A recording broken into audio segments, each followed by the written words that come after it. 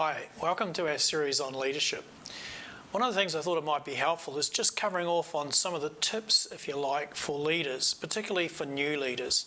If you get some of these things right, it'll lead to success very quickly. You're probably doing many of these things I'm going to be talking about, but it's being conscious about doing them all, and that's the trick. So first of all, build confidence by using mental models. So what does that really mean? Well, do some research and discover the models that work for you. So you might have a task assignment model, you may have a model for describing how the team culture comes together and what you're trying to achieve.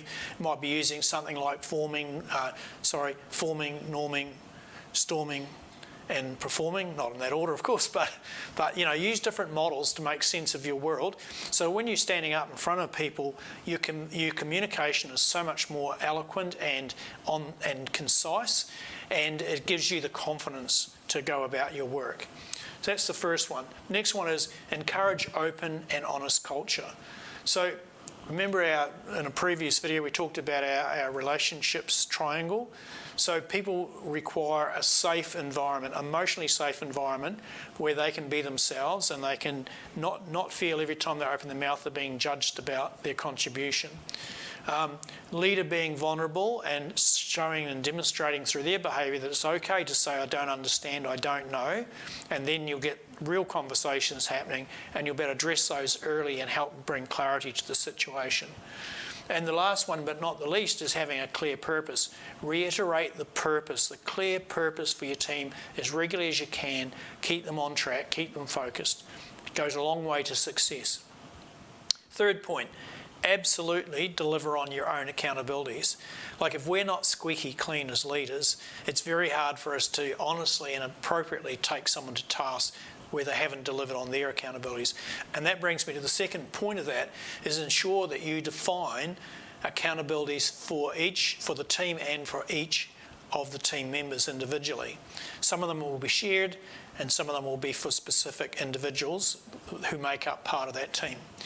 The next thing is review team performance.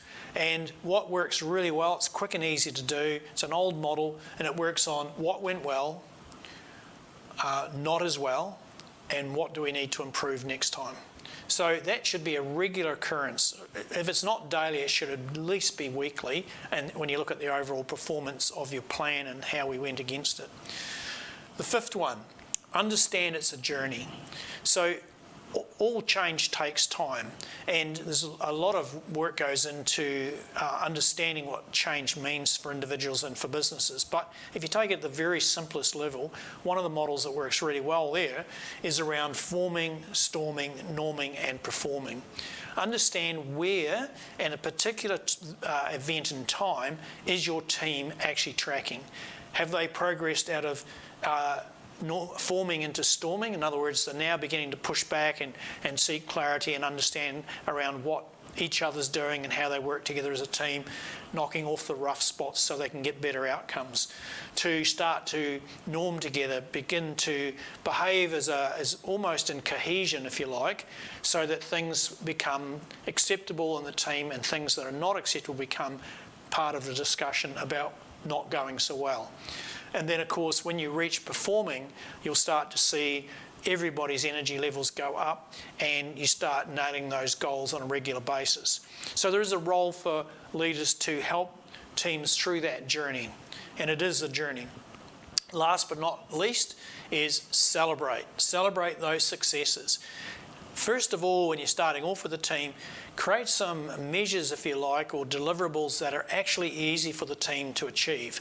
There's nothing like success as the engine room for teams' energies to get them to the level of cohesion and synergy. So look for those successes, celebrate regularly. Sometimes we're so focused on where we're heading that we forget what we've done in the past and look over our shoulder.